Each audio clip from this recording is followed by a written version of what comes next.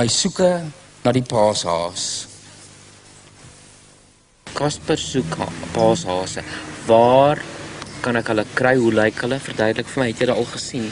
Hulle is geel en ek het hulle al een keer in ons tuin gesien, gister, en hulle het eiers gebraai.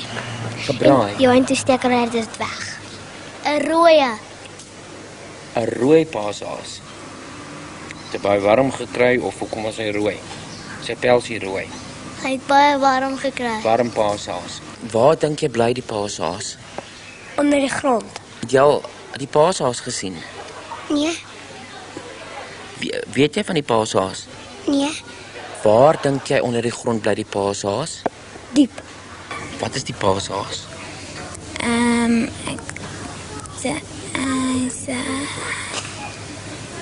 Ek dink weet nie so baie goed nie. Ek het nog nooit van die paashaas gehoor nie. Het jy nog nooit van die paashaas gehoor nie? Nee, my mamma het nog nie vir my daarvan vertel nie. Hy lyk net soos 'n haas, maar hy het net langer ore. Ek het hom nog nie gesien nie, maar ek het hom nog net gesien toe mense aangetrek het soos hom. So jy dink mense trek aan as die paashaas? Ja.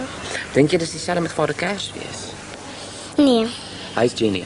Ja. Hy's regte. Ja. Het jy al met hom gepraat die paashaas? Nee. Wil jy? Nee.